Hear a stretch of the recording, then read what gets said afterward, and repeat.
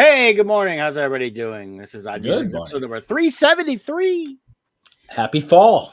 Yeah, it's officially fall, and the weather took a turn the day after. It was funny. It was from 90 degrees almost every day to 70s. Not been bad.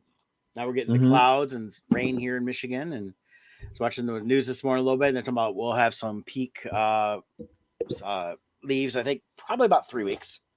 So, Yeah, they have those maps so you can know, like, the farther north you go, the sooner they appear. Actually, you might be getting some nice ones if you go really far north.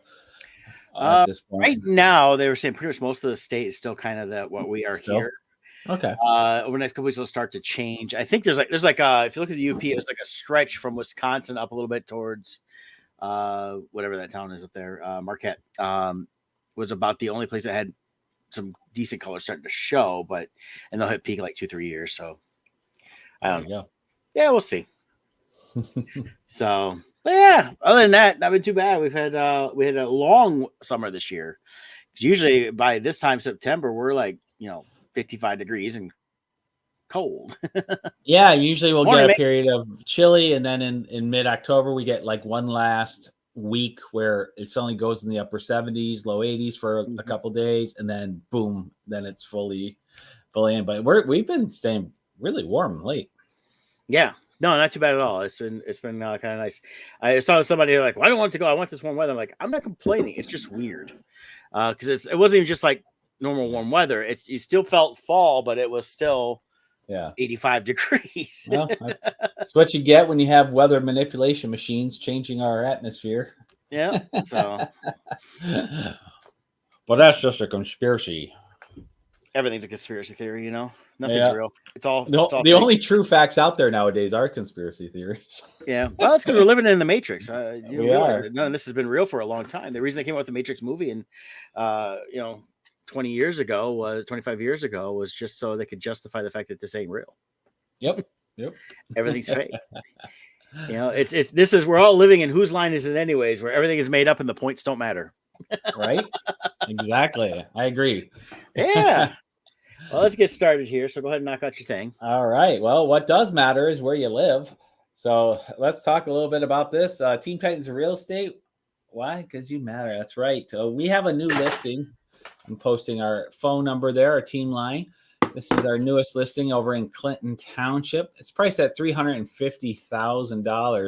It's fully remodeled throughout. So if you're looking in the Clinton Township, Michigan area, this house is gorgeous on the inside. It's like you walked into a Pottery Barn magazine. Most things have been updated in the last 5 years, roof included. Furnace and AC, I think, are 7 years old, if I recall correctly, so a little bit older. But everything is in great shape throughout on every level. So if this looks like something you'd like, it's 1,500 square feet, brick ranch, finished basement, 3 bedrooms, 2 full baths, 2-car garage, all that fun stuff. So check it out. Give us a call. We'll set you up with a private showing. We're not expecting it to last long. We've got price to be very competitive. We expect a lot of showings and some upper price points coming in. So and where's it give at? us a call. It's at if you're familiar with Clinton Township, it's not too far from 18 Mile and Garfield. It's about a half mile from 18 Mile and Garfield. So, yeah, so good stuff. Check it out. If that's not the house for you, give us a call anyways. We can help you find a different house or sell your current house. There you go. And for me, since it's fall, it's also Monster cereal time. I got me a new Monster cereal bowl. Yep, I saw all the boxes out at the store. Now, Count Chocolate is my absolute favorite. Mine too. I'm not really big on the other ones in terms of flavor, but I think they're cool characters. I definitely don't like the taste of the new one that came out last year. I just saw Carmella. It's like a caramel apple, and it was a very sweet and just this flavor is just too much for me on that. Now the ones I do like, they don't have on here. This just came out for this year, but they don't have the Yummy Mummy or Fruit Brute. And I like both of those cereals. They just don't push those as much for some reason. So. But I think this is the core they're going with. We always had the 3, and then now they added the female one there, the Carmelo. So, and I just thought, what is she supposed to be, like a female she's a ghoul. Frankenstein? No, she's a ghoul. Uh, yeah, I would say Ghoul's probably about the best thing, to say she What is. cereal? It's been around forever. It looks like it's the round ones, but it's apple flavored. Apple crisp, apple bits, apple. Yeah, there's the Apple whatever. So Is the Carmelo one kind of like that one? I thought it was way sweeter. Oh, okay. Um, but I don't eat the other one that much anyways either. So, but yeah, I tried it. I bought a box last year, and really was just kind of like, not for me on that. They do a what they call the Monster Mash remix. You can get like all 4 cereals mixed in one box. They've done this the last few years. Oh, that's just insanity. Yeah, I was like, since I really don't eat the others, I just get Frankenberry. I'm on my second box already since when I bought the cereals a pack, it was like I think $13 or whatever at Walmart, and it was online. And get the cereal bowl and you got a box of cereal. I was like, cool. They come in this big cool box. So I think I have it right here because I just unpacked it today. I've had it for a little bit. It was like, oh, I better pack it. So giant box. So, and all I had was a box of cereal in the bowl in it. So it's a lot of packing to protect it. But it was one box of cereal in there? Yep, one box. So, but that's the way it goes there. So, morning, Kevin. Good morning, Kevin. So yeah, so I'll stick with my Count Chocula during the time here now. And some years, I gotta be honest, because I get it every year. It's like last year I wasn't as crazy about the cereal. This year it tastes better. So I think it's just how they make it every year since they only do it once a year. But yeah, it was one of those things. Otherwise, I like my Fruity Pebbles, but my main cereal is always gonna be Frosted Flakes. I don't really eat cereal anymore because I'm just too addicted to it. But like Fruity Pebbles, I love it. But I'll eat like a half of a box in one sitting. Well, you have to because that equals.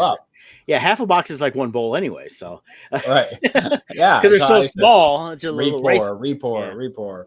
Yeah, I usually eat a couple bowls, but I only do cereal about once a week, sometimes twice the most. But otherwise, I try to do eggs and that. So, if you had to every day have cereal and you could only pick 5 cereals to live on for the rest of your life, what would be your Mount Rushmore top 5? Well, cereals? First and foremost is Frosted Flakes. Second would be the Fruity Pebbles. Followed by probably Count Chocolate if you get it year round. And then it varies from there in terms of everything else. But I do like the mini wheats. Frosted mini wheats. Yeah, those are good. Wheats. It shows we're getting old that we like that now. But I've liked them since I was a kid. I like it's like, don't they have like one that's like cinnamon brown sugar frosted mini wheats? Yeah, they got a few different ones of that. That one is that's really good. But since I had to have only 5, probably the 5th one, since I really wouldn't care either way on a lot of different cereals, I'd probably go with like Cinnamon Toast Crunch, just because I like the Cinnamon Toast flavor. That's like one there. I don't get that one very often at all. Yeah. Mainly, like I said, I get Fruity Pebbles, I get my Frosted Flakes, and then I get the Count. Let's see. If I had to pick 5, I'd have to have Lucky Charms in there. See, part of the problem is current cereal versus what I grew up with. Like, for instance, Cocoa Puffs. I love Cocoa Puffs. But when I was a kid, Cocoa Puffs were actually white because there was so much frosted sugar on it. Now they're like this dark brown, and there's like no frosted sugar on it. So it doesn't taste as good. So that would probably be off the list. So let's see. I would do Lucky Charms. I would have to throw original Captain Crunch in there. Mm-hmm. And like you said, I think I'd have to throw in the Frosted Mini Wheats. Those are really good. Yeah. And then I'd be torn between Fruity Pebbles or Cocoa Pebbles. Yeah, I'd probably throw one of each of those in there. I like the Fruity over the Cocoa. The Cocoa were fine, but I like the Fruity way better. But the Cocoa, the milk in the bowl is so good afterwards. It's like chocolate milk. Oh, Honeycombs is another one. That'd be in my top 10, Honeycombs. Kevin's shouting out. Yeah. And then Kent's got Corn Pops. Corn Pops are bad. Yeah, Corn Pops. And that, but I was never a Corn Pop, or what was the one with the frog? Sugar Smacks. I never got into those. Sugar Smacks were fine. That was dig 'em. And then they had I liked Sugar Bear. It was Sugar what he did. But they changed it, and of course got rid of the sugar name and all that stuff. But what I like about the Honeycombs, the Honeycombs, those holes, they'll grab a little bit of milk. So when you bite them, you get it's like really good. But I have to refill it constantly because I don't like my cereal get soggy, and honeycombs I feel like gets soggy kind of fast. So I'll just pour in just enough to eat a little bit, and then pour more so it's nice and crunchy. But yeah, I like that. Frosted Flakes, I really like in spurts. I'll Yeah. love it like crazy. See, but and I always then- like it because I like the crunchiness of it, but then I like it to actually get soggy a little bit. You know, it's that mix between when you're eating the bowl is always fine. Now, as a kid, I used to eat a lot of Rice Krispies, but I put a ton of sugar on it. So, yes, if you guys that, or even good old Cheerios, but the frosted Cheerios are amazing. Those are like crack. So that too is a really good one. There's so many good ones, and I'm just the kind. If I get back on track with eating cereal, I'll have it all the time. I could eat it 2 or 3 meals a day easily. Well, I like it in the morning. The problem with it now, as I've gotten older, is like I ate a couple bowls this morning. I was like, okay, that'd be fine to get me through. But once I get done with the show, I need to eat a little something with protein because there's so much bread and the grains. It's just right. Yeah, it burns through so fast. So I don't. It's something I couldn't eat. Like as a kid, I could eat it and I was fine. But nowadays, I eat it like it burns through me fast, and I'm like, I gotta have some protein to stick, or else I'm gonna feel hungry all day. Yeah, it just goes straight to weight for me. It's the same with milk. Milk is so high content sugar.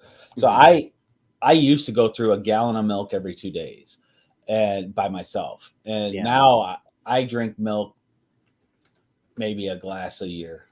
I've cut it all out just because I've never been a big milk drinker. I like it for my cereal. I like it to use when cooking. So it's about the reason I buy milk is because I mix it in my cereal and that. So I don't. I used to have it all the time. Like I drink water now. That's how I drink milk. I just would always have it all throughout the day, but can't do it anymore. I just look at it and my body puts on 5 pounds. I don't like it. Yeah. Well, you got to watch that stuff because it's just something I don't do a lot of. Our metabolism changes so much. Oh yeah, so like for work especially, I buy these pre-made omelets from Eggland's. I get them at Costco because it's easy, and then I always have like some sausage with it. So in the morning, and then if I want to, I do it a lot more than I probably should, but I'll get some English muffins and one omelet split between 2 English muffins with the sausage, and then that gets me through most of the day. So. And then go from there. So I'm trying to do more of the protein stuff, and that's to make it a little bit better, get through and not get junk food. But speaking of junk food, the last thing is I had Kevin try these when they came up for the weekend. We went to see Megadeth in concert. Oh, that's right. Pringles has an everything bagel Pringles. Oh, wow. They are really good. So I recommend those. Nice. But again, got to watch it. Tons of sodium. I try to watch the sodium too. I don't really salt my food, but everything has so much sodium and crap in it, things like that. So I saw the video you posted from Megadeth. They sounded phenomenal from the video I saw. How was the concert? It was good. All That Remains was the first opener. I really liked them. I love their albums. I got blown away by how good they are live. Mudvayne was all right. I'm not always being a big Mudvayne fan. They weren't bad to see live. I'm not saying I didn't like it. I do feel like their mix was off a little bit because the voice it was hard to kind of hear the voice versus some of the music, but the bassist for them is just insanely crazy. He's fun to watch during the concert. He's all over the place, and his technique is just something you don't normally see. So he reminded me a little bit of the way he's running around a little bit like Flea from Red Hot Chili Peppers, but he plays his own. He's a slap bassist as the way to put it. But I liked it a lot. But Megadeth was great. They sounded fantastic. David Staine's looking good. He had that cancer about a few years back, and sounds great. It had throat cancer, so I mean that could have ended everything. And but no, we all seemed to really enjoy it. It was really good, and I hadn't been to Pine Knob in many years, and the place is still good, still fun. Yeah, I see here. I want to give a shout out really quick. I see Mason Baker popped in saying good morning. Good morning, Mason. He messaged me last night. At my Art of Scott page, he happened to stumble across me, and he shared a photo of a piece of art I had done way back when. It was a big canvas piece I did of like a banner piece of the artwork, and it had like grommets and stuff, and it was of my Boba Fett fighting the Rancor, and it was signed by me, and it was dated 2015, I believe. So he happened to stumble across me, and so he was just sent me a really nice message saying how much he appreciates my art. So thank you, Mason, for reaching out. That always, it always feels good when somebody remembers you. Yeah. Yeah, it's always fun. Yeah. So that was a pleasant surprise getting that message. Yeah, very cool, man. That's awesome. Yeah. So I was checking messages real quick. Yeah, that's okay. Um, so you were talking before we got on the air, some news in the entertainment world that was kind of interesting. I don't know if Kevin knows about this yet, but he'll hear about it now. According to this was published an hour ago Yep. in Movie Web.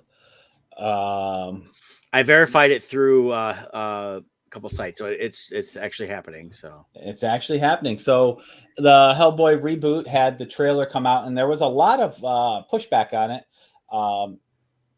Due to the quality of how it looked. A lot of people were saying it looked like it was filmed on an iPhone. It looked low, and they even admit it was a lower production value than usual, I think, for a big movie like this.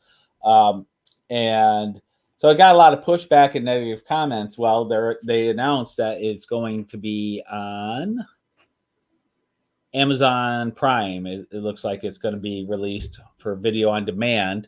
They are skipping the theaters. So kind of an interesting turn. Shows the power of, I think, the trailers. Yeah. You know, and with all due respect, I mean, if you're making a 2-hour movie, you should be able to find 3 minutes of amazing content to grab somebody's attention. If you can't find 3 minutes. But if the quality itself is already right, not up to speed, it wouldn't matter what scene you show. Correct. You know, and I think that's where they're getting hurt. Yeah. You know, it's just like the new Crow movie. Same thing. It's already available on video on demand. That came out in August, and that failed. I think it's why they probably pulled Hellboy, because they'll see what the Crow did. Had the same backlash. And the people I know who saw the Crow did not like it, and they wanted to like it. They weren't like upset from the start. They went and they were just like, this was not good. So they're missing the essence of these things, and we've talked about this before. Actually, an interview with George Lucas I was just watching, he was saying how when Star Wars came out, a lot of people and studios, they will oversimplify their analysis of something as to why it's a success. I was like, oh, well, it had spaceships. So then the 80s had tons of spaceship movies come out that all sucked. Yep. And George Lucas said it's because it wasn't about the spaceships. There's a deeper story, and the spaceships are just part of it. But they see the spaceships and they just put out spaceships. But the fans were also engaged in it, and they became a part of it without being in the story themselves. We became, you know, Star Wars and a lot of other things. That look at all these fandoms that have stuck around in these last mainly 50 years. Is we're all actively engaged in it. It may not be because we're buying toys or cosplaying or anything else. It's because we watch them on a regular basis. We like them because they were good stories we enjoyed and got deeply involved in. It hit you right here.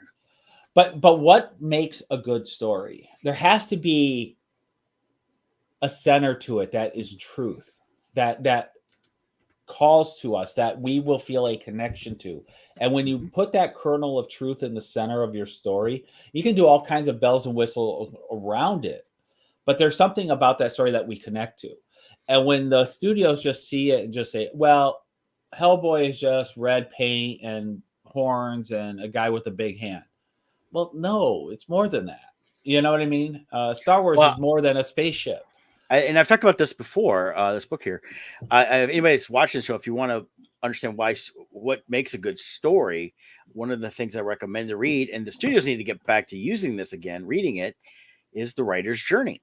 It's the structure for writers. And reading this will give you a good idea of how, you know, these stories are good, what makes them good. This came out, I don't know how many years ago now, but I've read it a few times over the years. I'm actually thinking I probably need to get it again and read it. I've got it somewhere in my sock. Either get it out or I need to go see if they got a Kindle version of it and go from there. But I'll tell you this talks about it, and it used Star Wars as an example, because Star Wars is a prime example of good storytelling. The original 1977 Star Wars that we're talking about. You know, there's been some missteps along the way, changes, because they've gotten away from the basic structure of stuff. But it's always about, if you look at a lot of films, it explains why a lot of films work that people like. You know, you have the, you know, basically Lucas, the intro, then you have the wise wizard, they call it, and it's not always an actual wizard or a Jedi.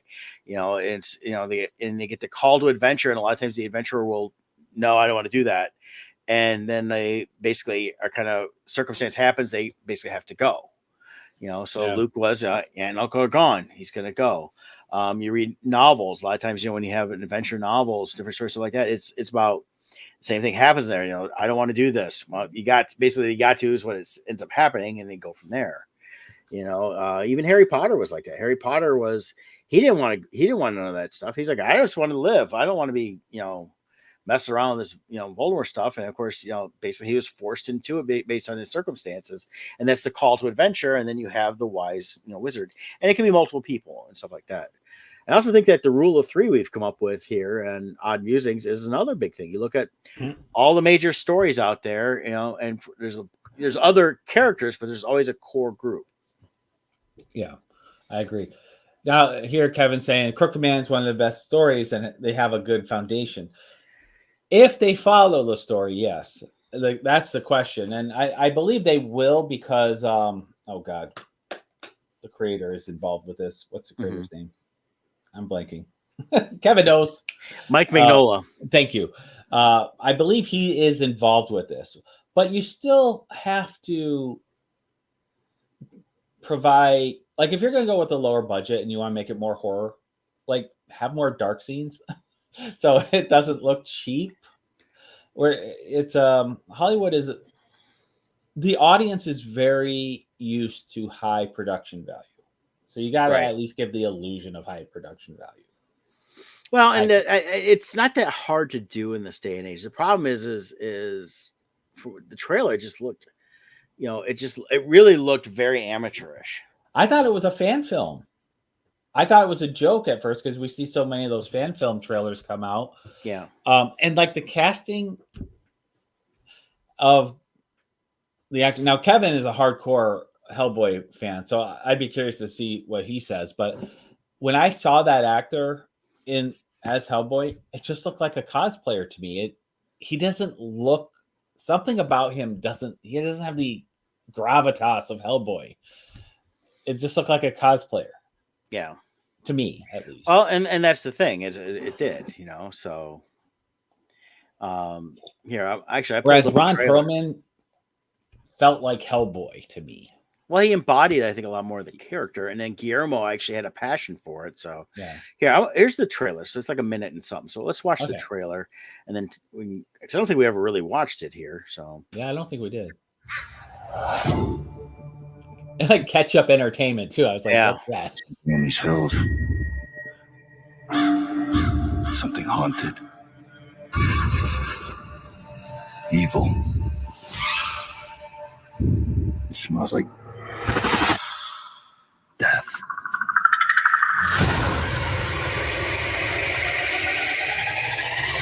How do you know that?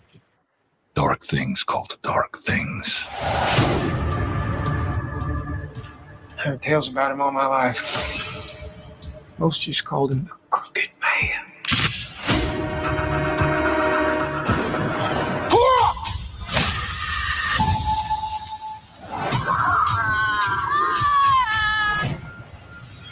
We've got company.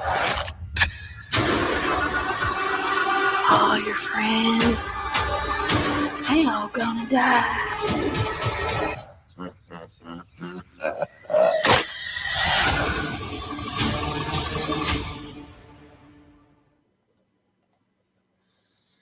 Yeah, it felt like it did feel like a fan film.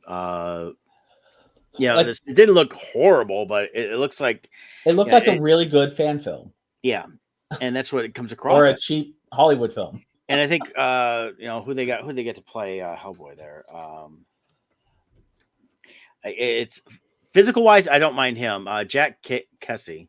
Yeah. I think that look wise, he's fine. His voice doesn't match what I think what you think of Hellboy, and maybe we are a little biased because of Ron Perlman. He has a good voice, but I thought Harbour did just fine with his. I thought Harbour did great as far as the feeling of who he was. I think as the studios just had to give it time for,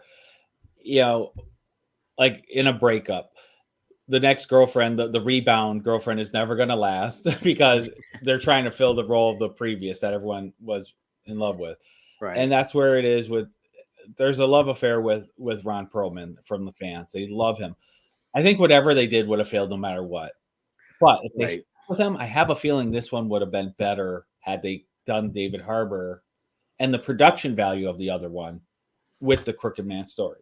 Yeah. Well, and that's part of it too. And I think also looking at the shots they used for the trailer, stuff like that, it looked like it was going to be very slow. Like I could have, like, you're okay, I'm gonna watch this thing and you'll be sitting there like, oh, come on, speed up, Yeah, like a detective, maybe. Yeah. So, but we'll see where it goes. I mean, and maybe it's really good. Like Kevin said, the original story that this is based on is a good story. Yeah. So, the question will be, how will they translate it for the screen? Right. And will they do a good job? And that's the thing too. Looking at Go, I'm like, it's all right. It's one of those things where if I felt like seeing a movie, I might have gone to see it in the theater. Of course, they've taken that option away from me now, and I wouldn't want to rent it just to rent it digitally. Right. But I'll catch it when it's free on Amazon down the road. Yeah, pretty much at this point, one of the streaming places, I'll just watch it there. So yeah. But yeah, I think but they announced if it's going to straight to video. That it's more than direct to video and that stuff. It's at that point, it's not even just the backlash. They've had some screenings and people have. I mean, there's a review here from August 29th. The screenings aren't doing well. So I think it's what it's got to be. Is the screenings aren't going well. So there's something. The way they did it, this just not working. Well, and I think you touched on something too. I think a big factor was the results of The Crow. Yeah.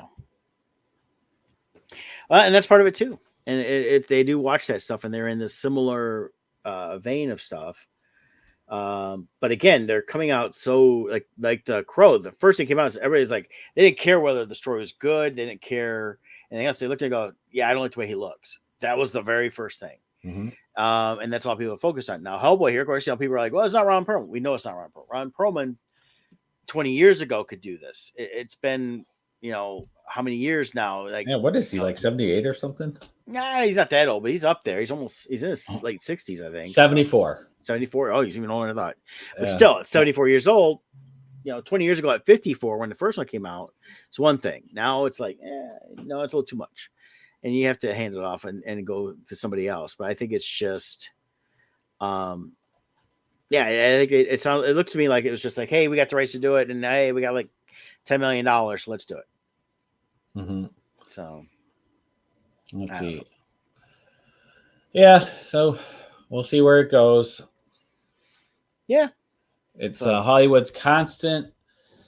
They're always trying to reboot these things, redo them. But you got to go with the original Marvel way. They hired somebody who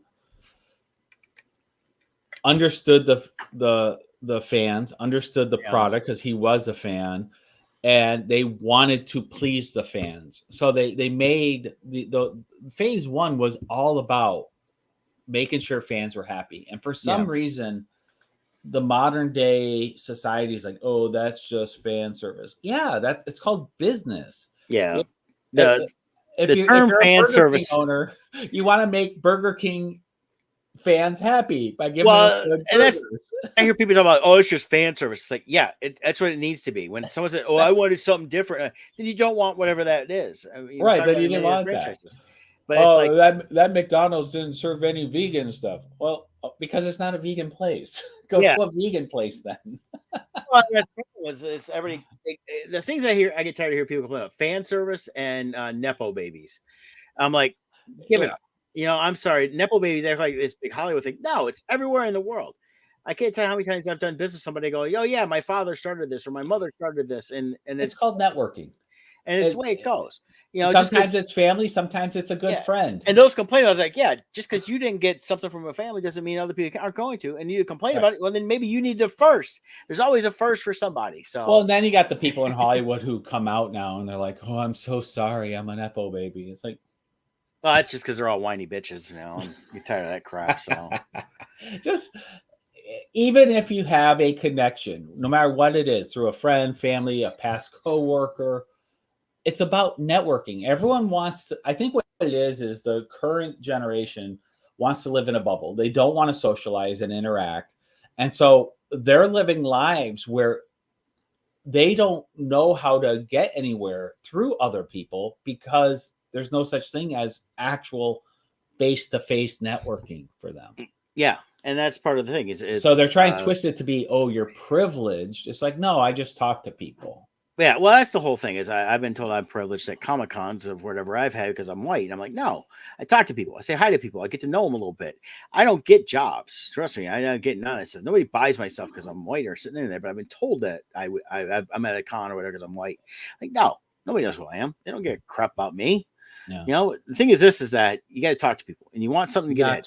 People come to me at Comic Cons and go, well, how do I get in the industry? You do exactly what I did. What's that? You write a book, you draw the book, you get someone else draw it for you. Well, I don't know anybody to draw. Find somebody, pay them. It doesn't matter. Even if it's, some other kid, if they're saying, well, I'll do it for $20 a page, pay them. Who cares? If you really want to do this, you'll start somewhere and get started. And then you go to the cons, you buy a table, you set up, you talk to people about your stuff, you be passionate about it, believing in it, you go from there. You'll be the first. And then if you have kids and they want to do it too, there's your Nepo babies and let them go on and do the thing. But you've helped them with the hardest part is telling them exactly what I told you. So there's your Nepo baby thing. You're a Nepo baby if I told you to do. The other thing too, if you're under 20 right now, just focus on knowing how to look people in the eye, talk to them face to face, and that's it. You will run the world in 20 years because they need to start it. teaching these kids. They need to actually get out the old Dale Carnegie book. Say, read this book. It'll teach you everything you need to know. Talking about people. I had someone look at me and go, I know how to make friends. I was like, you might know how to make friends, but you need to learn how to deal with people. Read the book. You'll find things in there you're not doing that will work. Things I still use to this day. But what's their definition of making a friend? Well, making a like on Facebook. Well, even this is somebody actually before all the social media said that to me. So it was, It's like, yeah, you can make friends, but you're a chick and you like to drink beer. It's not that hard. But I said, on the business side of it, and that's what this book's about. Yeah, it's called How to Make Friends and Influence People, but it's not about, influencing people isn't controlling people. That's where people get a mistake on the worst. Influencing people is saying, this is what I believe in, this is my passion, and also working with them and getting them to work with you. It's very simple. One of the very simple things in there, I tell everybody is this. I use people's names as much as possible. Why? Because when you call somebody their name, they feel more comfortable with that. They're like, oh, my name. I even got the other day, one of the people at Meyer, she was coming up to check something on the checkout for me. And I said her name. And she goes, oh, you remember my name? I said, well, I'm going to be honest with you. I cheated. You have a name badge and I could see it. But I try to learn people's names. Because you learn people's names, you get to know them. You start building a conversation. You start building a relationship with people. And I even said this at shows for many years. I'm not out there trying to just force everybody to buy something. I'm building relationships, and that's what you're building fandom and building people that want to come back and see you, as well as what products you come out with and what you've done next. Because they, and not just getting them to support you, but wanting them wanting to support you and be a part of what you're doing. Yeah, and that's what it is. And I see people. I mean, we've seen. I'm going to drop his name. I don't think he'll be upset about this, but Terry Huddleston. He's got a daughter who's doing Comic Cons now. He didn't give it to her, but he said, "Well, here's what I do." He saved her some steps on the onset, but she still had to do the work, put the work out there, and man her table. She can't just say, "Well, here's my stuff. You sell it for me, Dad." No, she runs her own table. She runs her own business. She creates her own artwork. Yeah. I mean, she got the benefit, but of gaining knowledge that he had. But let's be honest, Terry shares with all of us. Yeah. And one of the hardest people to share your knowledge with is your teenager. So she was smart enough to listen to him and take his advice. And and I think initially she kind of pushed back a little bit. Like, oh, well, you sure, Dad? Or, it's like, no, but this is what, he runs his business the way he does. If you ask him, he'll tell you what he does. As I've told people at Comic Cons, when anybody comes up and asks, I'll tell people, those that say, oh, I don't want to tell you this. It's like the person in Colorado Springs a few years ago I was like, oh, where do you get your pins made? I've been looking to get some pins made. Oh, I don't feel comfortable giving you that information. Yeah. I was like, okay. So in the back of my head, I told Kevin when we walked away, I said, okay, so she didn't do that artwork. She's buying pins from somewhere over in China and reselling them like it's hers. And she was sitting in Artist Alley. That does happen. But I said, and that's my speculation on it, based on that, because anybody I've ever talked to says, oh, where do you get your pins made? Oh, well, I kind of go here.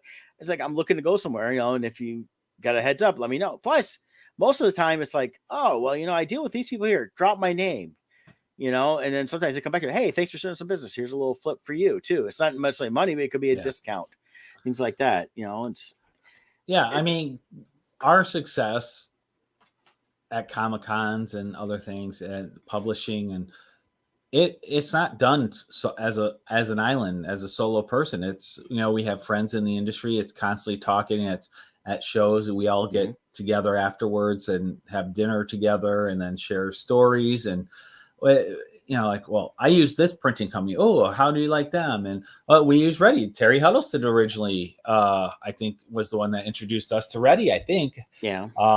And and you and Kevin introduced me to them, and right. Yeah, it's a constant sharing. Tommy Costello, he was a huge source of information. Heck, all the the banner walls that everyone, like, some people despise, that was originally him. Yeah, he was one of the early ones setting up high. I mean, there's a couple others around that same time, but he kind of originated a lot of that. And I got it from Terry Huddleston, but Terry Huddleston was like, I got it from Tommy. Well, yeah, he's told me, so Tommy was like his like his godfather of comics. He taught him everything he needed to know by watching, learning, and paying attention. And same thing when Tommy was alive. Tommy would tell you what he did. Yeah, this is what I do.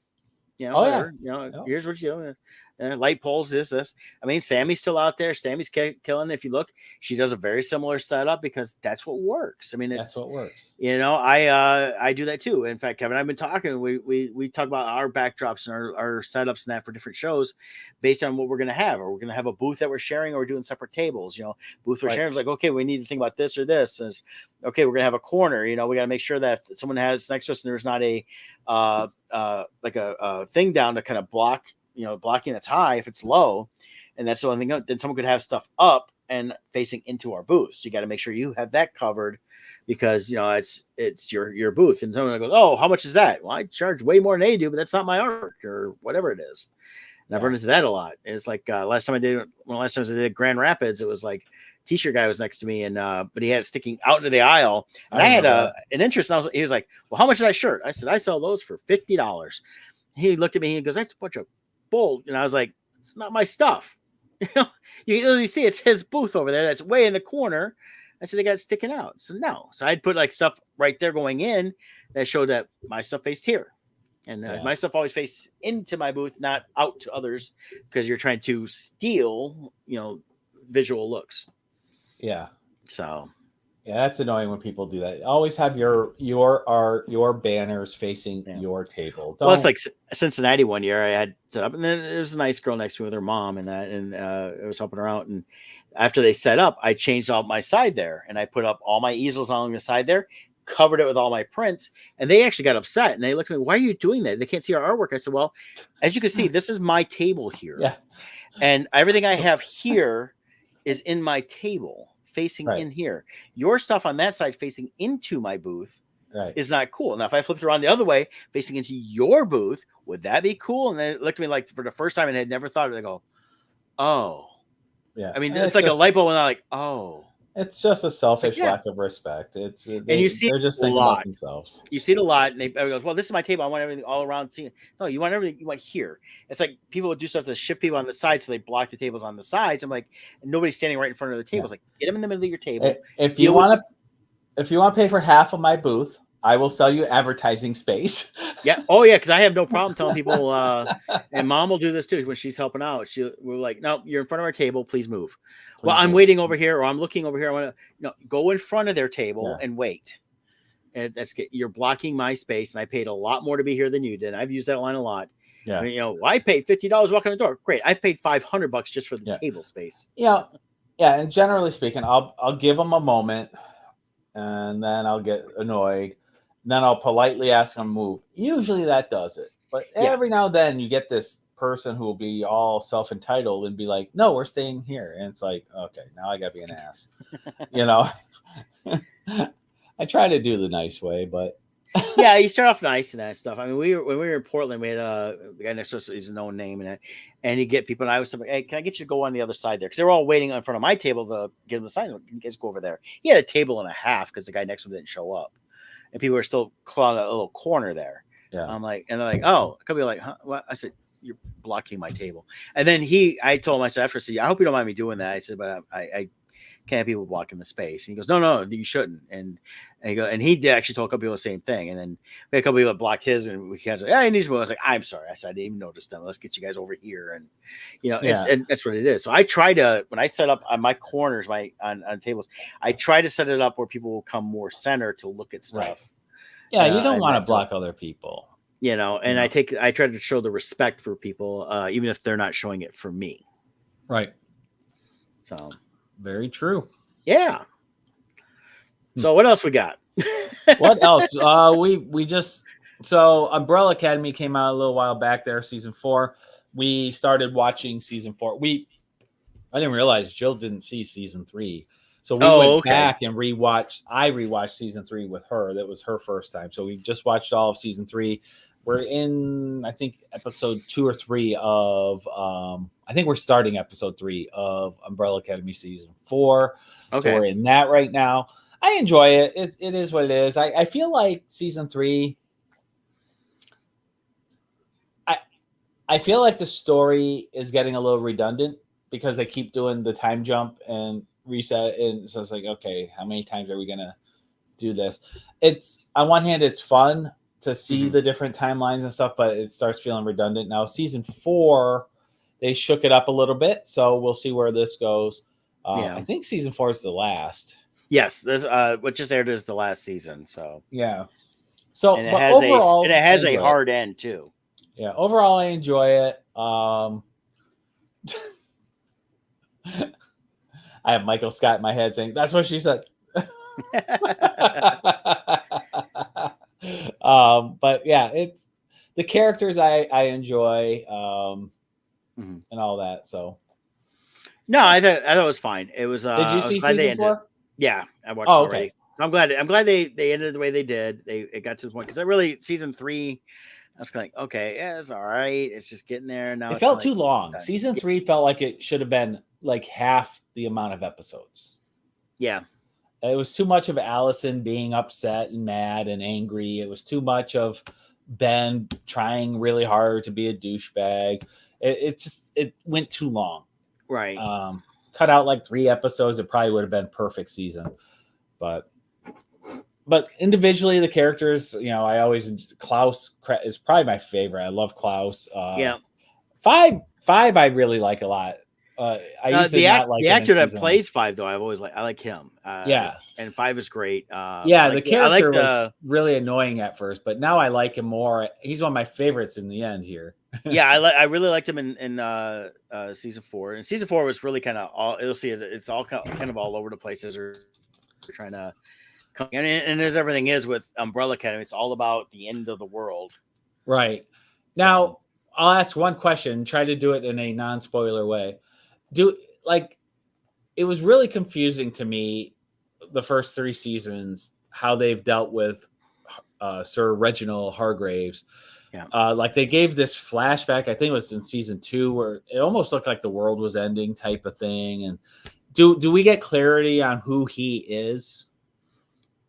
The one in season 4, we get clarity on who that one is. Okay, perfect. Yeah, so they deal with that and is an integral part of the story overall. And they talk about this Hargrave versus their Hargrave. Oh, okay. Very cool. So yeah.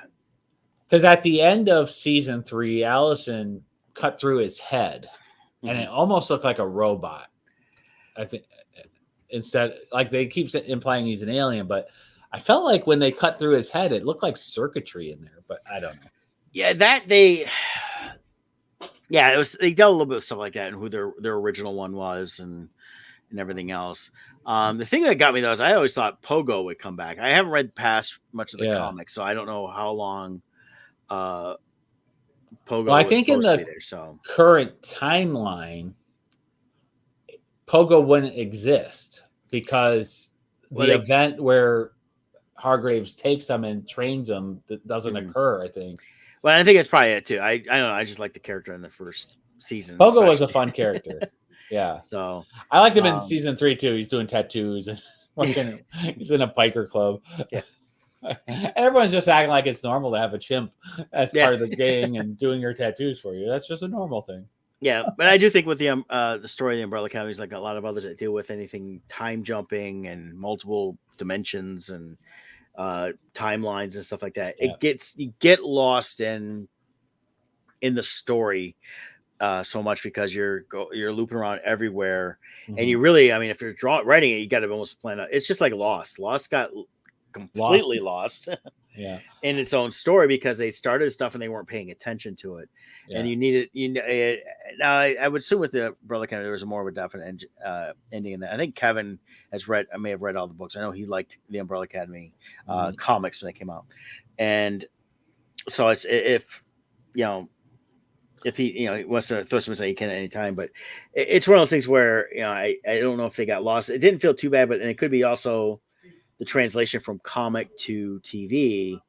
You can get lost in that stuff like, okay, well, we got to add some stuff in because we want to add some time or story elements that for TV to make it flow a little better, and it can actually get them lost sometimes. Right. Well, I think in the history of all this, I'm sure there's more, but to me, only 2 properties handle time properly without screwing up. Now, Marvel was doing it until Phase 4. Then they killed themselves. But Doctor Who does a great job. Somehow they've done 50 years of story without, but they've set strict rules with their own timeline saying once something becomes a fixed point, it cannot be changed. Right. I think that's a key part. Well, that's been the key with Doctor Who. It's the fixed points in time that can't be changed, which are certain things like when people say, well, we should go ahead and kill Hitler. Nope, can't do it. It's a fixed point in time. Certain things have to happen for other things to continue to happen the way they are. And even Doctor Who really didn't go back and change stuff. The stuff he went back to, he became an integral part of it. So yeah. So you got them, and then Star Trek, I feel, handles time travel properly in that they use it sparingly. Actually, when you go back and look, they actually have used it a lot over time, but they use it very sparingly, and it's like a one and done, and they don't get trapped where they're constantly going back over and over again to try to fix it. And so I think it works when they do it as well. Yeah. But otherwise, it just becomes this constant loop, and the story starts feeling the same. Or you start not caring about characters because, well, we can kill them off and just bring them back. Yeah. So you don't. Well, and that's what gets hard. I mean, you got to really be mindful of the time, like Doctor Who, or if you are going to be changing stuff, you got to go the Back to the Future way. Even that still had its rules, and and even then, no matter what he did, he still changed things differently, even though trying to put things back into place. But things were still different in the end. When you look at the third movie, it was all he still, when he came back, it was like, okay, so I fixed everything from that I screwed up in the second movie pretty much, but coming back, he wanted to change stuff way back in terms of names. And then also the fact that he still had the truck and his parents were still, not the loser parents they were in the first movie. Right. So that made the big difference there. Yeah, you got to create a definitive ending where your main character, if you're going back and forth trying to fix stuff, where they have to come to accept and be happy with whatever they're in, they have to finally say, you know what, we have to break this device, stop this time jumping, and just accept the reality we're in now, because we will never get it back 100% to where it was. And I thought they were doing that with Flash in season 2 or 3, I forget now, where it seemed like it, and then 10 minutes later he's back to doing it. He's like, I'm done with time travel, can't do it anymore, and boom, he's back to doing it. It's like, nope, you guys didn't learn. Well, and that's part of the problem. They got caught up in their own thing, and a lot of times, if you've got the ability to do time jumps and dimensional jumps, it can become an easy way in storytelling. And then we're back out of it, and you think you are, but a lot of times, like, people are like, but you didn't. You just kind of went back and said, okay, I'll put the pin back, and then it didn't change anything. Yeah. It still made it screwy. So now I did watch the premiere for Agatha All Along. Did you watch that at all? I did not. Okay. Wasn't bad. Okay. I thought the first episode, they did it for all setup. Of course, it's been 4 years since the WandaVision. And the setup was interesting to see where the character was at this point and what was going on. She forgot who she was, right? Correct. Okay. So she had forgot who she was, and then it started to come back to her.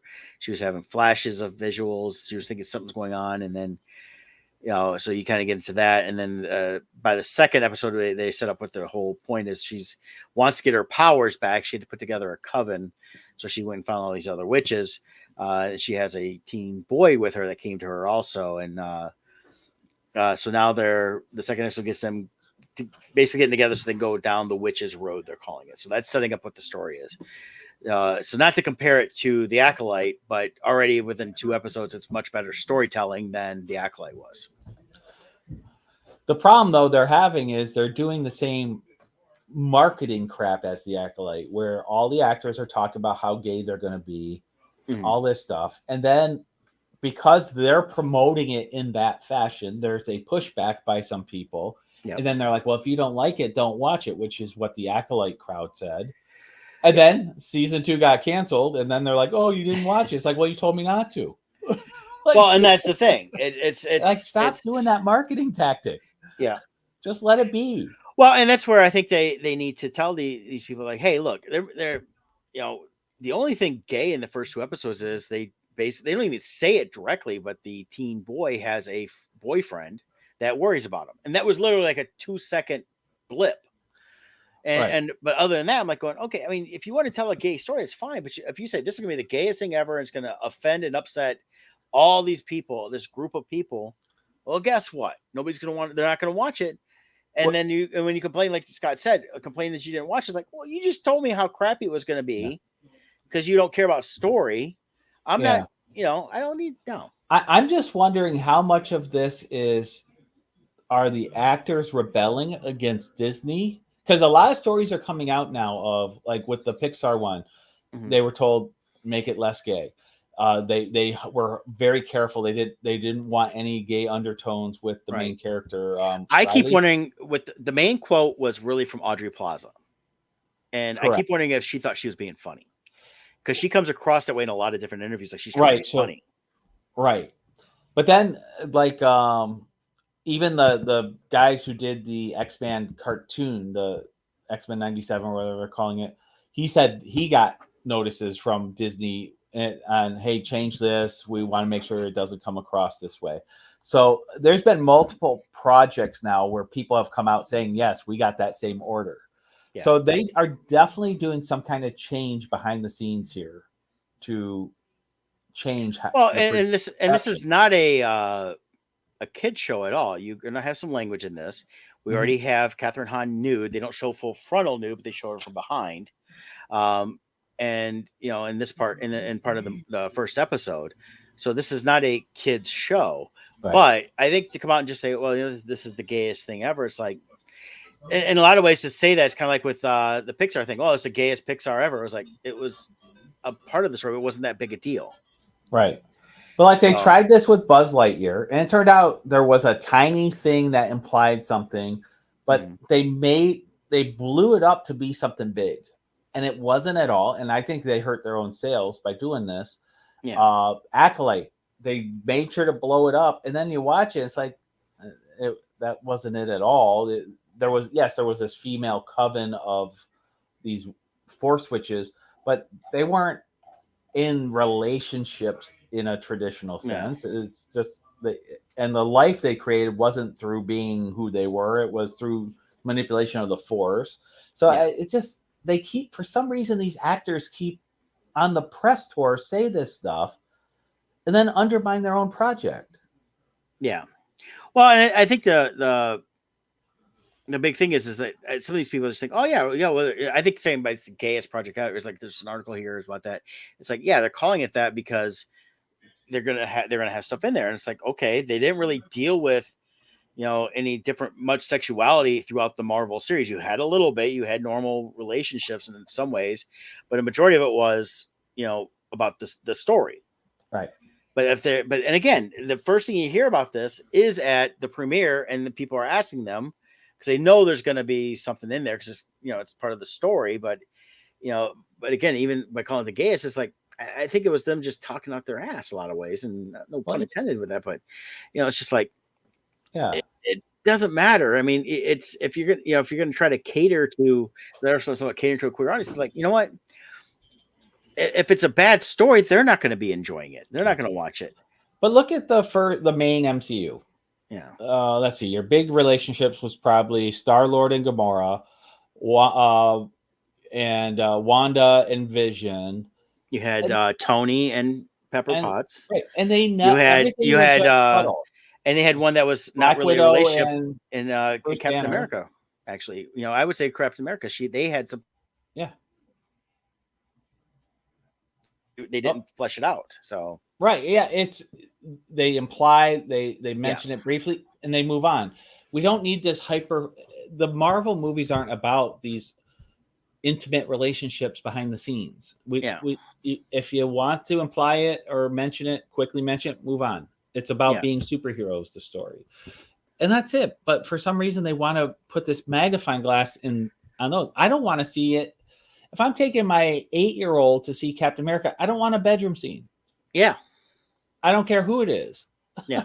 Well, and that's the same thing. It's like this. If you come up to the premiere and say, "Is this the most heterosexual movie ever made?" It's like that wouldn't be. I'd be like, "Yeah." Oh, it's a heterosexual explosion. It's like, I want it to be the most superhero movie. That's what I want. Or this, and what they should have said was, you guys are really going to like the way this progresses, the introduction of witches. Yeah. They should have dealt with just that particular. Everything else would have been fine. But like I said, the first 2 episodes, they weren't bad. They were decent. Okay. I enjoyed them. I know I texted you about it a little bit last week. It's so I would say, definitely check it out in terms of that. Yeah, there's going to be, this is everything. There's going to be gay characters and everything. There's going to be at different times trans characters and everything. As long as you're telling a good story and the story is about what the story should be, it's fine. If they're going to spend, like we've talked about with Supergirl, if I'm going to get 6 weeks of them only talking about lecture. The lesbian gay wedding, I'm like, I don't know any of my lesbian friends that are talking about it being a lesbian wedding shower or anything like that. They just say, I'm having a wedding shower. I'm having a wedding. I thought it was ridiculous. I really felt like it was a disservice to the LGBT community to constantly have to say it like that. Everybody knew what it was from the get-go. So, well, and like most of these things, that character, Alex, I think was her name, she was a really awesome character in season 1. And then out of nowhere, she was suddenly gay in season 2. There was nothing in season 1 to even imply she was. Out of nowhere, she's gay, getting married. And then she was a horrible character. She was a weak character, always emotional. She was a badass in season 1. And I didn't understand the change in the character because it was like a 180. They got rid of most of the real adventure in that show anyways. It was not, Supergirl would only appear in the last few minutes. To take care of what little bit you need to take care of, and that was it. She was a tough character. She was a character that, realistically, I really liked her. If they built it right, could have been spun off. Yep. They could have done their own version of a Shield show and had her spun, and she would have been great. She was awesome. And that, but they did to her in a lot of ways, different way they did it, but in a lot of ways they did with Buck Rogers by taking Wilma Deering and throwing in a skirt, and she's stuck on the bridge of the ship the whole time when she was a badass tough character. Right. Exactly. So, oh well.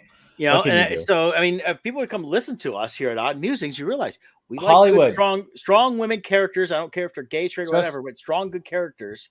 And if you quit screwing them up, more men would watch them and care. Hollywood just paid each of us $1 million to sit on their development board for each of these projects. $1 million per movie.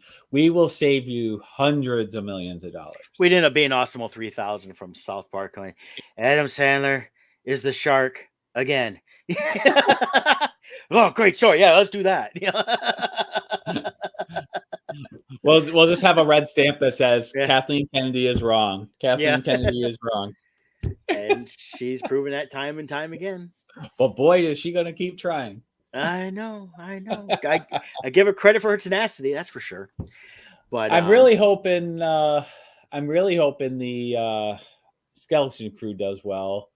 Yeah, when's that coming out? And there was another cancellation too. I'll mention really quick once you. Yeah, go ahead. The Time Bandits. That's another one. Oh they recreated. They took out all the little people, and then they're all like, "I don't understand what's going on. Why does no one want this?" It's like, Now, to be fair, it was on Apple TV. Does anyone Well, really watch Apple TV? few people do. It looks like December 3rd is when Skeleton Crew comes out. December 3rd. Okay. Yeah, poster I on feel like it's IMDb. Goonies. It definitely has the Goonies feel, so I'm looking forward to it. I hope it's good. Yeah. Well, it's like with the Time Bandits. I love the original movie, and it's hit or miss with some people, but I've always loved it. I grew up watching it, loved it, and Yeah. I know a couple people watched it, and they were like, "Yeah, it's not too bad." But when you take away the elements, like the thing that really worked with Time Bandits for me was as a kid watching it, it was a kid. And then with the little people, they were all the same size. So it was like, and in a lot of ways, they were the Minions before Minions jumping through time. If you watch the Minions movie, it was, and they were great. And the actors that were that played the Time Bandits were fantastic actors. Mhm. It wasn't because they were little; it was because they were actually good. They could act, and they've been around for many years. A lot of them had done many different things before and after that, but they changed the whole thing with the Time Bandits. It was kind of like, okay, you wanted to introduce all these other elements, and but you took away the one element that worked. Just like with the Snow White that's coming out, they took away the element of the dwarves, and there's a lot of great dwarf actors out there that would have been just fine. It's not pandering. It's not making fun of these people. It's not stuff like that. It's a place where they do fit in with this stuff, but at the same time, it doesn't work if they're not good actors. Well, if I remember correctly, too, that's Peter Dinklage's fault. Because when they were originally casting for it, I think they were casting little people, and then Dinklage came out complaining how stereotypical it is. Yeah, how awful to cast dwarves in the role of dwarves. What? What? Sorry, you're a real little person. We can't use you in the little person role. Yeah.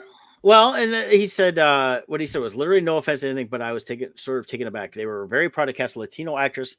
Still telling the story of Snow White and the Seven Dwarfs. He actually, Yeah, but the little people actors spoke out against him, going, "Well, it's nice for you that you can get work that doesn't depend on your size, but we still need the work, so just be quiet." Well, and that's the whole thing. It's they're not everybody's going to be able to get a job that fits their role, and when it comes up, and someone that would also fit the same role says, "No, I'm not doing that because I find it disrespectful." We're sorry, Peter Mayhew. We can't hire you as a Wookiee because you're actually 7 feet tall. That would be offensive to tall people to hire a tall person to be a Wookiee. Yeah, so I mean, I think it's this whole idea, and it's like, and I did see that where a lot of people said we would have taken that job. Oh we would have done it, and I think they would have done. Got some people that can act, can do a great job. Now it looks all CGI'd and everything else you're doing with people, and I'm like, it takes away. Yeah. I mean, the thing is you look at some of the things in the last. I mean, Peter Dinklage is a good actor. He's done some films I've really enjoyed outside of the stuff he did with HBO. But he's a good actor, and he's fought hard to be able to take it serious. And I understand that, and I understand him saying, "Okay, that's not a role for me because of what I do." But there may be someone younger, especially, that could use that role to get noticed to do other things. And that's the whole thing on that is he basically cut his own nose just to spite himself and to spite everybody else. It's ridiculous on that, and I think it's a shame that he is so full of himself. And I've heard that about him since then, that he's kind of an ass. Yeah, I've heard that about him, which that's kind of made him who he is. But even like when people have characteristics that aren't the traditional norm that you see in society, being in roles in films like that also helps normalize. Also, it helps you get used to seeing people like that. So when you see them in real life, you're not like, "Oh my God, what's wrong with that person?" Why? No, you've learned, Well, it's like Brad Williams, comedian, hilarious. And he talks about his dwarfism and growing up with it and things like that. And he puts it in a light that, of course, is humorous, but he explains it. I love the bit. You laugh at it. But he talks about, he goes, those little smaller urinals? Those are for me, not for you, for me, because I'm short. And it's like, makes sense. It's like, okay, oh, geez, never thought of that, and it's like, not just kids, but also, people that are of shorter stature. Right. And, things like that. And it's like, okay. So, I mean, he's been doing stuff and he's funny. But he deals with stuff, I think it's like, it's a part of who you are. Yeah. And, it's just like somebody could be of anything, a different race, whatever. If if you're doing something with acting like that, it's good, and something you want to bring out, it's fine. There's nothing wrong with it. Oh, can't have them. They're not the right whatever. Yeah, it's somehow it just blows my mind how as a society we're whitewashing everything in the name of diversity. It's like somehow they're removing everything, every disability, every race, everything from everything we see in the name of not offending, but also in the name of diversity. We should be having more. Like Washington Redskins, that's the portrait of a real man. That's their symbol, and now it's labeled as racist, but it's not labeled as racist by the actual Native American communities over there. Yeah, it's like, well, and there's actually a group of Native Americans that wanted to come back because that was one of their chiefs, and they said he's a real person. It's also the Land O'Lakes. They took the Indian off the Land O'Lakes stuff for butter, which was drawn by. It was painted by a Native American from that area down there in Florida, and it's a gorgeous painting, and it honored them. And Jemima, real person. Yeah, she promoted that for many years. Was one of the first millionaires of the African Americans here in the United States. It's valuable to see her and learn her real history. Yeah. But when you get rid of stuff, but it's even with the Snow White, they were talking about, they got Rachel Ziegler and she's Hispanic. I don't care that she's Hispanic. They still try to, you can see from the makeup and the stills, they try to make her as white as possible because Snow White had white skin. Yeah. Her problem is she came out and spoke. Yeah. Once again, the studios need to be careful who they hire. They really do, because these people she's like, well, this isn't the 1940s.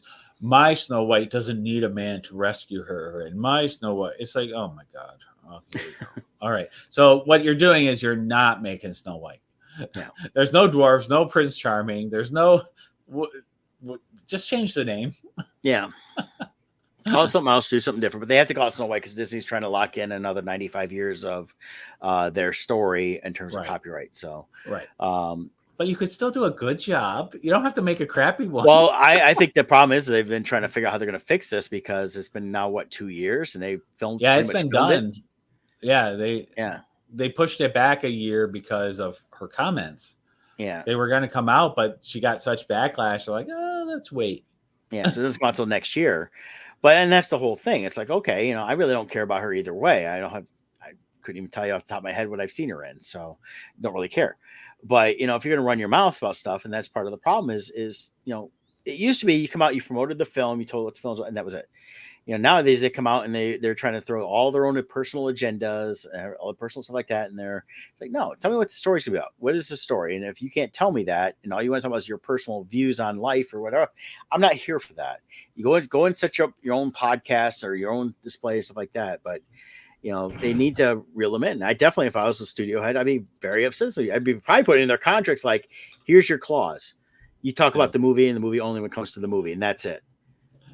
And now, if you have something you want to say in particular, you need to run it by us.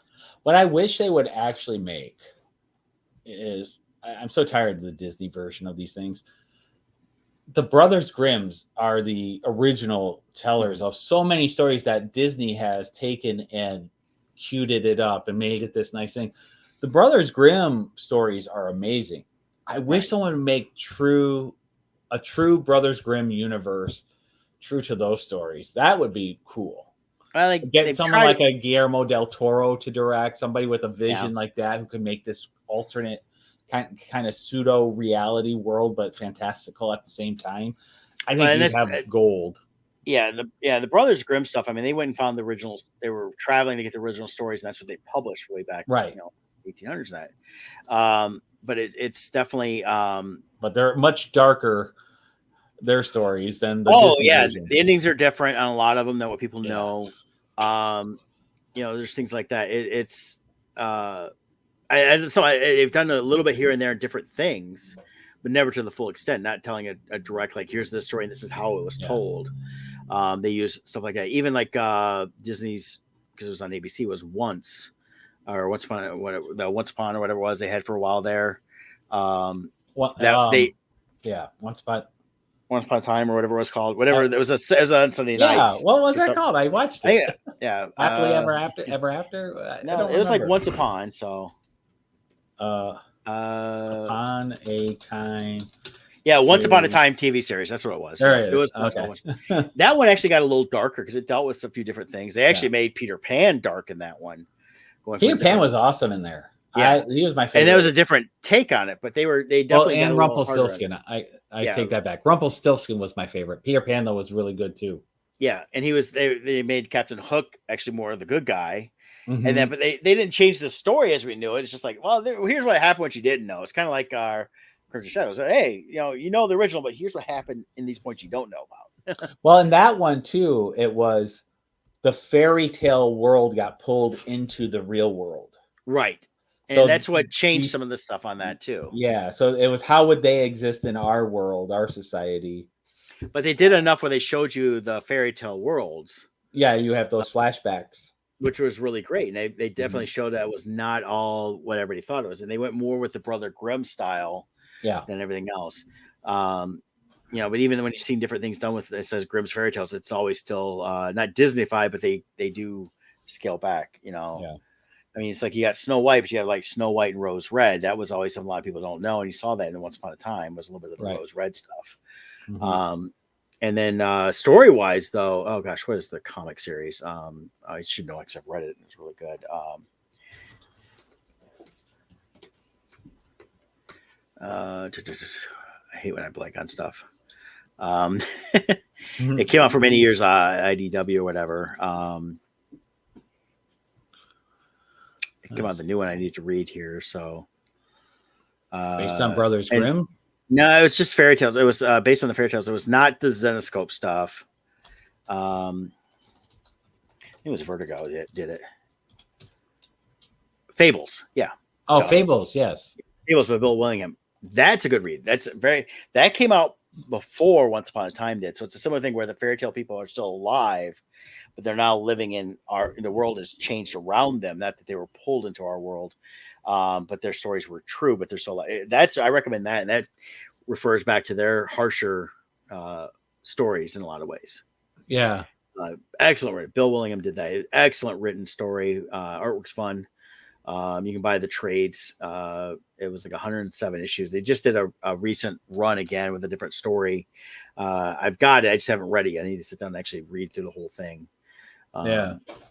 But definitely well worth it on that. And that was around for I got tied into that one fairly early on. I was buying the trades as it came out.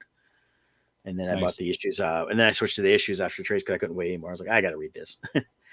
And it's some really cool stories, dealing with the different characters in the modern world. So, yeah, nice. Well, hey, we ran over. There you go. So, all right, we ran it and complained and bitched some more. So we're all set here today. So we will see you all next week. So take care. Bye. Take care.